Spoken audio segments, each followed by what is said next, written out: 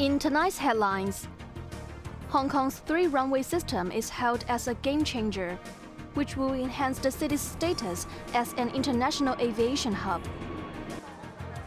Ocean Park records $71.6 million deficit despite visitor numbers reaching 5-year high. And Russian strikes crippled Ukraine's power grid, leaving more than 1 million people without power.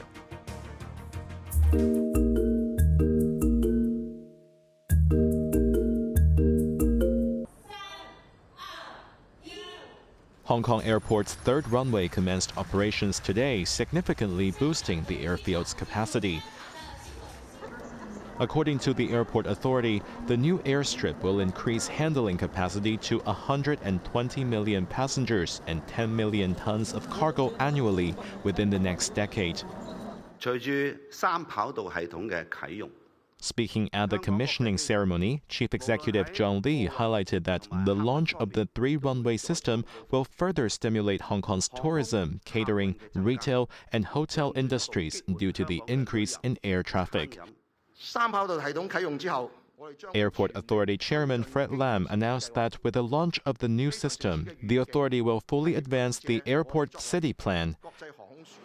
The project aims to transform the airport into a globally distinctive tourist destination and a leading landmark in Asia, extending beyond its basic transport function. The ceremony was also attended by Zheng Yansheng, director of Beijing's liaison office, as well as officials from the Ministry of Transport and the Civil Aviation Administration of China.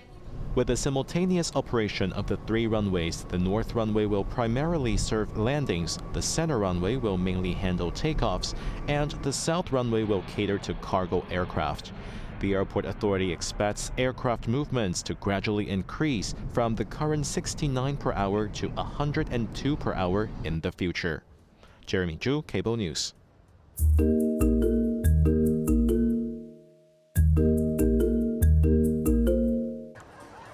Ocean Park recorded a deficit of $71.6 million for the fiscal year ending in June, despite recording 5-year highs in revenue and visitor numbers. The theme park's annual revenue soared 41% to $1.18 billion, mainly fueled by a 54% increase in admission income.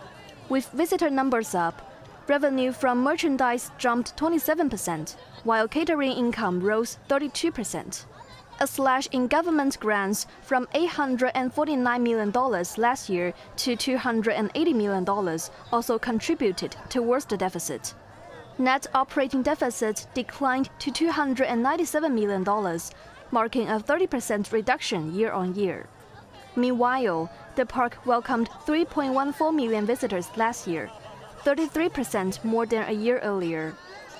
The number of Indian tourists visiting the park rose 412%, while those from the mainland was up by 355%.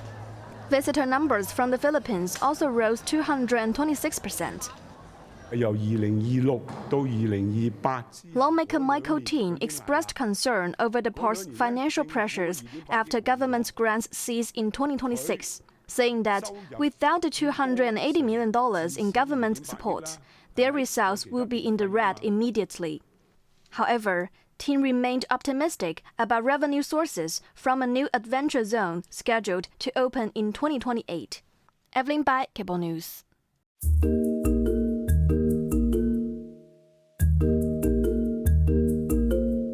The government has applauded the work done by prosecutors both at home and abroad.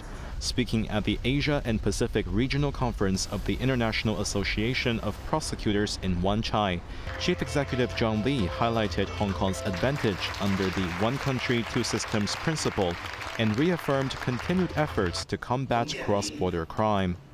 In the pursuit of justice, you uphold the principles of fairness, impartiality, and most importantly, the rule of law.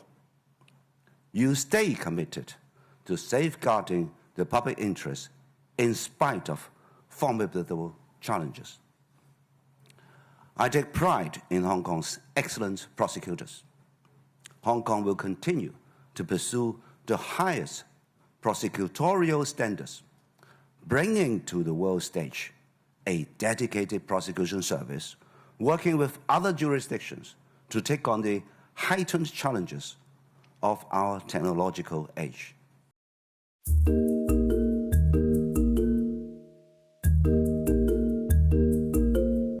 The Housing Bureau's lately proposed reform policies on subdivided housing has drawn criticism from landlords who believe the penalties are too harsh and worry that renovations will force current tenants to move out. Yesterday, the Bureau suggested that renting non-compliant subdivided flats could result in up to 3 years imprisonment and a maximum fine of $300,000, which is even harsher than a penalty for unauthorized building works. To comply, units must have a floor area of 8 square meters, a ceiling height of 2.3 meters, and meet the fire safety, lighting, and ventilation standards. However, Chan Hin-hei, founder of a property and tenancy management service company, pointed out that some older units only have skylight windows, making upgrades to standard windows will be very difficult. If one of the 4 units is non-compliant, we will have to replan the whole apartment and evict the current tenants. It's not as simple as people think. It involves major modifications, he said. Grassroots housing organizations are concerned about resident resettlement, questioning whether enough compliant units are available and if tenants can afford potentially higher rents after renovations.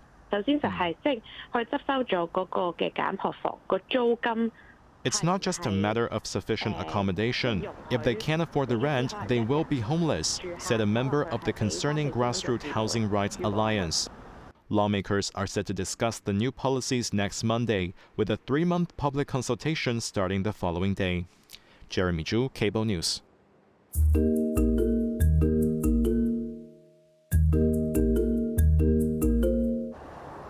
Police have reclassified the fire incident yesterday on Chen-Pei-Shan Road as a potential case of arson. Firefighters took about half an hour to put out the flames, but not before most of the structure was completely destroyed and the road was damaged. The incident led to the closure of all lanes at the Cheung-Kam interchange heading towards Chen-Pei-Shan Road, as well as certain lanes of the road leading to the Xinmun tunnels. At around 4 a.m. this morning, the Highways Department reopened the road after emergency crews worked overnight to complete the resurfacing of the asphalt. Initially, police had listed the fire as arson, but changed it to a fire incident later. However, the investigation was once again focused on arson later in the morning to ensure that all possibilities were thoroughly examined.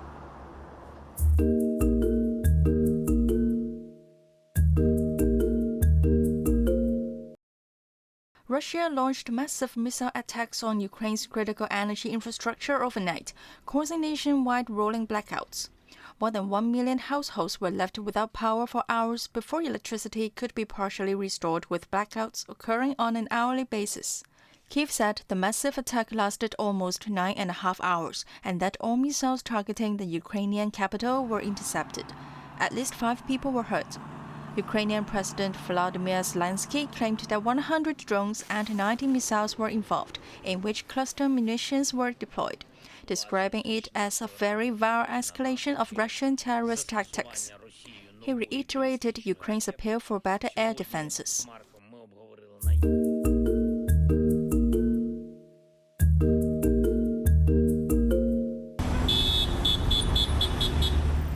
The long-awaited ceasefire between Israel and Iran-backed militia group Hezbollah, which began yesterday, appears to be holding, giving the chance to many displaced residents to return back to southern Lebanon. However, the situation remains volatile amid fears on both sides of the Israel border whether the 60-day truce will survive. Both Israeli and Lebanese troops asked residents to stay away from certain frontline communities. Israel military spokesman Daniel Hagari warned that any violation of the ceasefire agreement by Hezbollah will be met with fire. The United Nations Secretary-General Antonio Guterres said the deal was the first ray of hope towards peace amidst the darkness of the recent months. The ceasefire, however, has not gone down well in the Gaza Strip, where there seems to be no end to the conflict between Palestinian group Hamas and Israel. Over the last 14 months, much of Gaza has been laid to waste, and 44,000 Palestinians have been killed. U.S. President Joe Biden said he would now renew his push for the so far elusive agreement in Gaza, urging Israel and Hamas to seize the moment. However, the chances of a swift peace deal seem remote. Anna Chan, Cable News.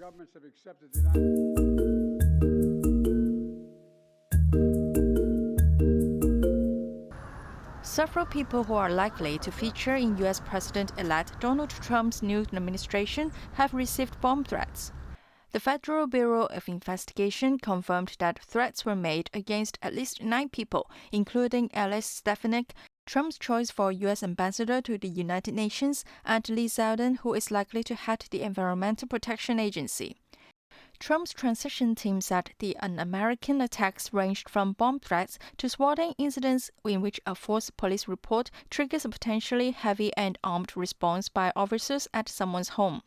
Pete Hegseth, Trump's nominee for Defense Secretary, said his family had been the target of a pipe bomb threat. It turned out to be false alarm. Meanwhile, Trump's high-profile supporter, Elon Musk, who has been tasked with the job of improving government efficiency, stirred controversy over his social media post last week, revealing the names and titles of low-level federal employees he wants to fire. Each post has been viewed tens of millions of times, and the employees were subjected to a barrage of abuses online. At least one person who has targeted has deleted her social media accounts. Anna Chan, Cable News.